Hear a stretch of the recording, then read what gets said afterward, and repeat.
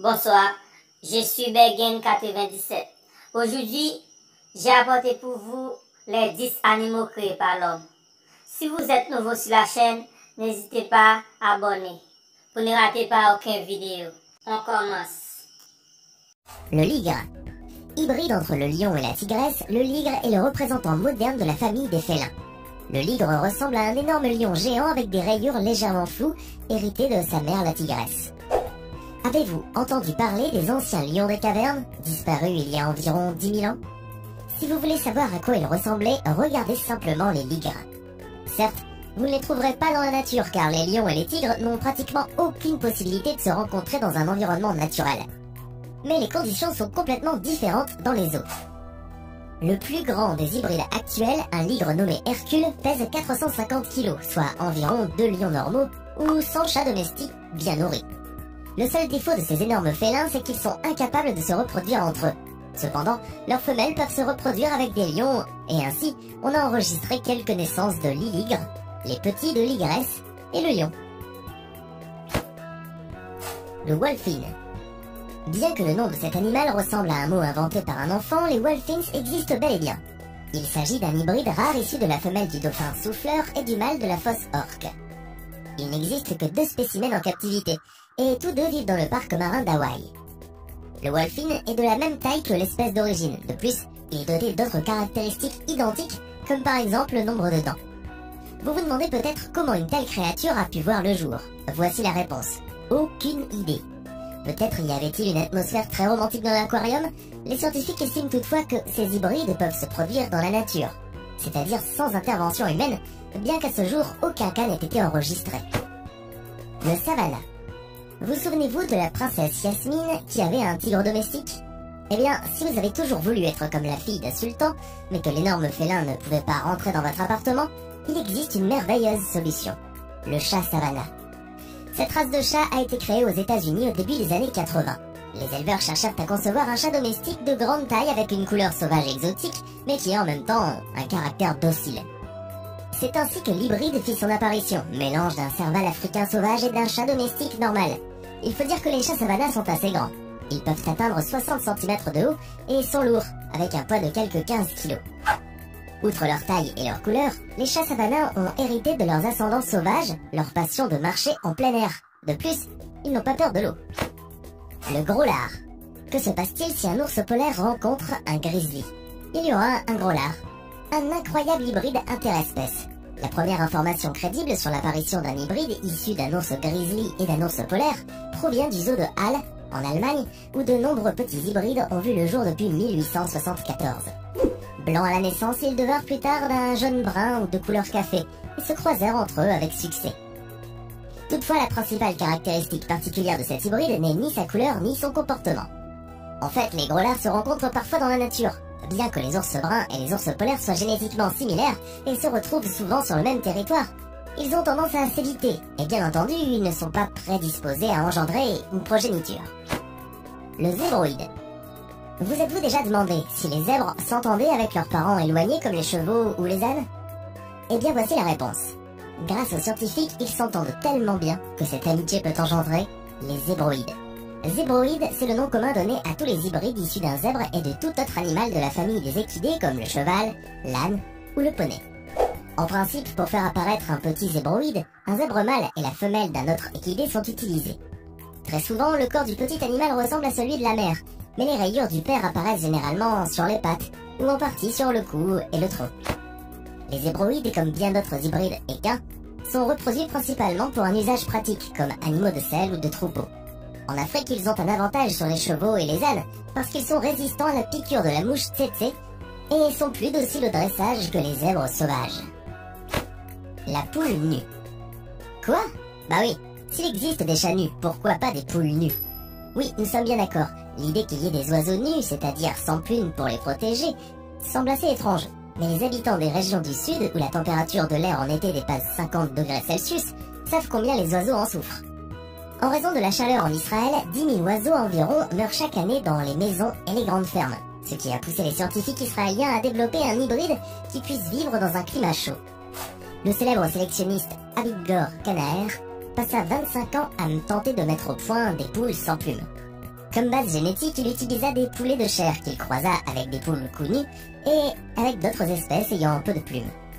Pour être honnête, le résultat fut plutôt effrayant, mais ces poules tolèrent très bien la chaleur et sont protégées des parasites. Le chien-loup de Saarloos. Cette race de chien d'assistance, conçue par Lendir Saarloos, est issue d'un croisement entre un berger allemand et une louve européenne de la branche sibérienne.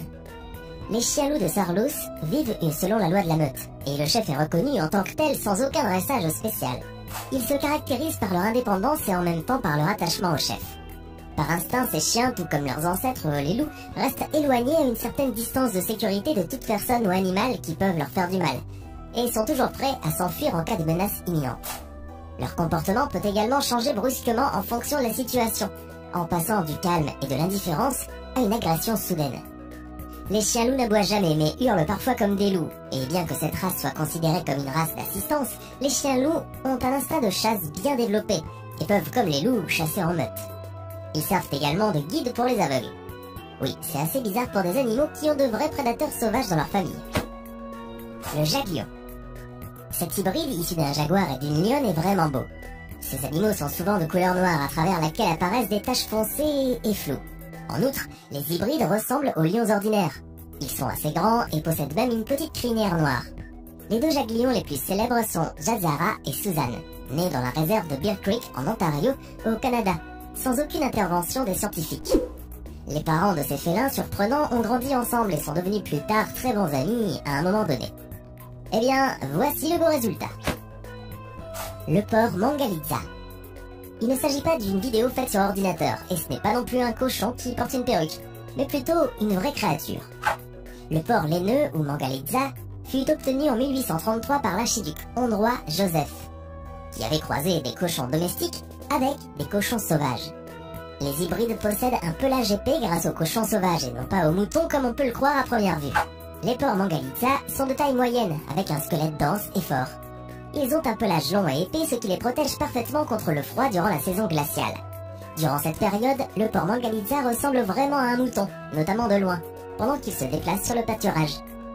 Avec le début de la saison chaude, la couche interne du pelage disparaît et ce dernier se transforme en de jolies boucles.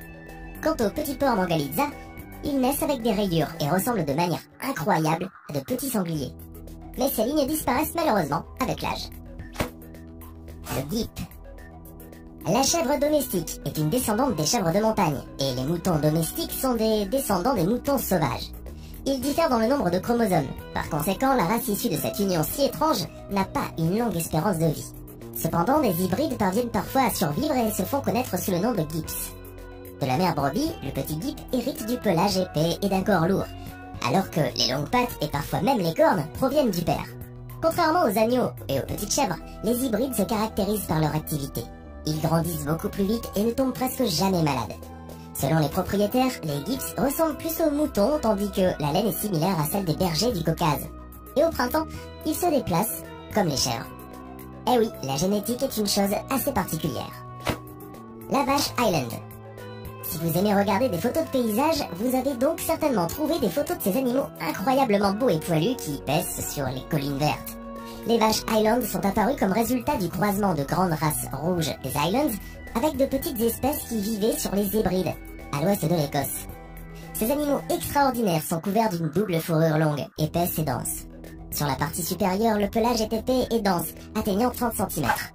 En dessous, la vache Highland possède une fourrure interne douce et chaude.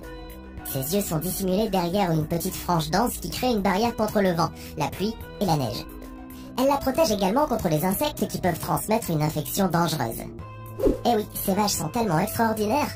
Or, leur apparence s'adapte bien au climat de la région où elles sont nées. Les basses températures, les vents forts et les pluies fréquentes exigent une certaine résistance de la part des animaux locaux. Cette race écossaise de vaches des Highlands est donc dotée d'une certaine résistance. Toutefois, ces petites vaches duveteuses diffèrent non seulement par la longueur de leurs poils, mais aussi par les proportions de leur corps. Grâce à leurs pattes courtes, elles se sentent à l'aise sur les flancs des montagnes et peuvent se déplacer librement sans avoir peur de tomber. La poule soie. Nous terminons notre liste avec une autre poule.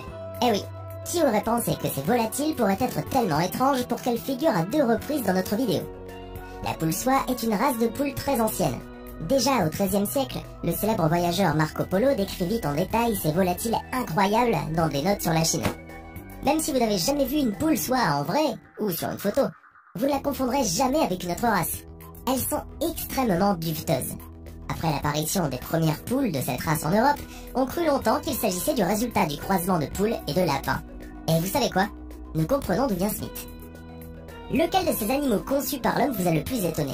Dites-le nous dans les commentaires. Aujourd'hui, si vous avez aimé la vidéo, n'oubliez pas de la liker et de la partager avec vos amis. Et si vous êtes nouveau sur la chaîne, n'oubliez pas de vous abonner et d'activer la notification. Bye bye!